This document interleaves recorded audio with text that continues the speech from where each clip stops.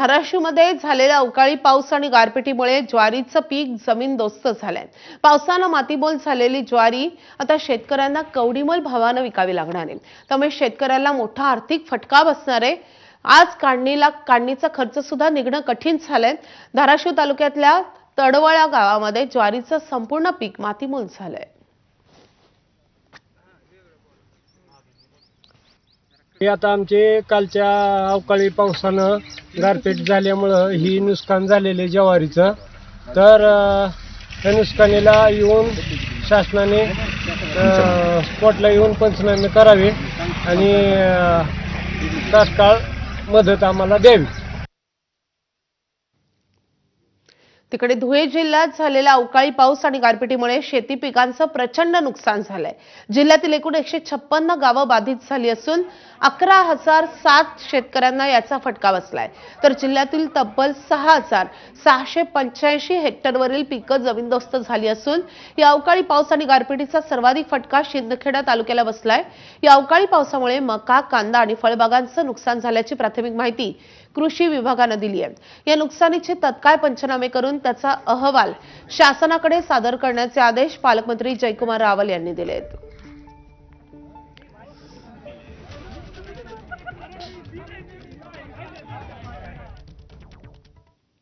तर 2 दिवसांपूर्वी झालेल्या अवकाळी पावसानं उत्तर सोलापूर तालुक्यातील पडसाळी गावातील द्राक्ष उत्पादक शेतकऱ्यांना मोठा फटका बसलाय। गारपीट आणि अवकाळी पावसामुळे हिरव्यागार द्राक्ष बागा अक्षरशः जमीनदोस्त झाल्यात। पडसाळी गावातील शेतकरी अंकुश शिरसाट यांच्या 3.5 एकरातील द्राक्ष बागा पूर्णपणे उद्ध्वस्त झाल्यात। या नुकसानाची पाहणी माहिती तंत्रशिक्षण मंत्री आशिष शेलार यांनी केली आहे। यावेळी आपली उद्ध्वस्त झालेली शेती दाखवताना अंकुश शिरसाट यांच्या डोळ्यात पाणी आलं। यावेळी आशिष शेलार यांनी शेतकऱ्यांना धीर देत सरकार पाठीशी असल्याचं आश्वासन दिलंय। आता निसर्गाच्या या पद्धतीच्या एका अर्थाने झालेल्या नुकसानाबद्दल शासनाला विचार करावाच लागेल। शासन विचारही करेल आणि त्यामुळे जे की 400च्या वर शेतकरी सुद्धा असे आहेत त्याबद्दल आणि बागायतदारांचे फळबागा जे आहेत त्याबद्दल शासनाने निर्णय करावा आणि जास्तीत जास्त जी मदत आहे ती करावी अशीच भूमिका आमची राहील। जवळजवळ हे 50 ते 60 लाखाचं नुकसान आहे सर। एकरी 20 टन माल इथं नुकसानीचे एकरी 20 टनाप्रमाणे 3 एकराचे 60 टन असं मालाचं पूर्णपणे नुकसान आहे सर। हे 4 ते 8 दिवसात हा माल काढणीला येणार होता, परंतु अचानक आलेल्या वाऱ्या आणि पावसामुळे पूर्ण बाग भुईसपाट झाल्यामुळे ह्या हातात तोंडाशी आलेला घास आमच्यातून हिरवून नेलेलं काळाने नेलेलं दिसतोय सर। सांगली जिल्ह्यातही वादळी वारे, विजांचा कडकडाट आणि गारांसह झालेल्या अवकाळी पावसामुळे शेतकऱ्यांचं मोठं नुकसान झालंय। या नैसर्गिक आपत्तीमुळे जिल्ह्यातील द्राक्ष, आंबा, डाळिंब या बागांसह रबी हंगामातील पिके भुईसपाट झाली आहेत। द्राक्ष बागायतदारांच्या डोळ्यात पाणी उभं असून या शेतकऱ्यांना शासनानं मदत करण्याची गरज आहे। गारपिटीचा सर्वाधिक फटका आटपाडी, खानापूर, मिरज आणि जत तालुक्यांना बसलाय। नुकसानग्रस्त शेतकऱ्यांशी संवाद साधलाय आमच्या प्रतिनिधींनी। पूर्णपणे बाग मणी फुटलेला आहे द्राक्षाचं। आज 105 रुपये हा प्लॉट मागितलेला होता। आता ह्याला 1 रुपया सुद्धा आता ह्याचा होत नाही। रॅगवर टाकलं तर बेदान सगळं फुल होणार आहे, जे फळपाट तयार होणार आहे। पाडव्यामुळे 2 दिवस फक्त प्लॉट हार्वेस्टिंग होणार होतं परवा। कमीत कमी 25 ते 30 लाख रुपये ह्या प्लॉटचं नुकसान झाले पूर्ण। आता असे अनेक शेतकरी इथं आहेत।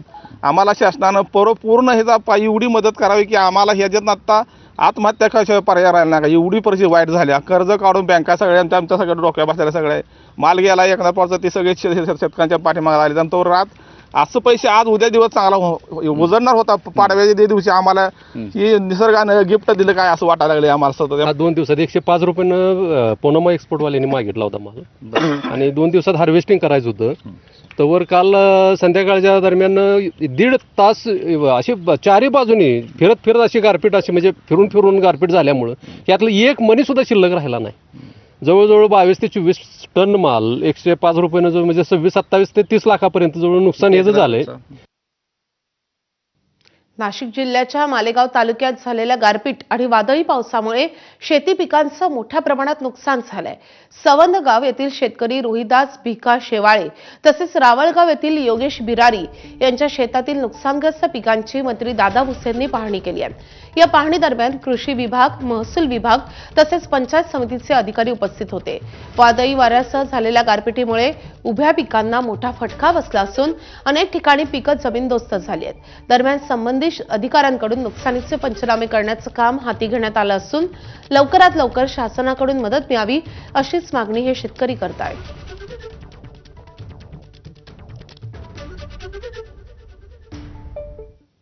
देशभरात आज ईद उल फित्र साजरी होते. रमजान या पवित्र महिन्याचे संपूर्ण 30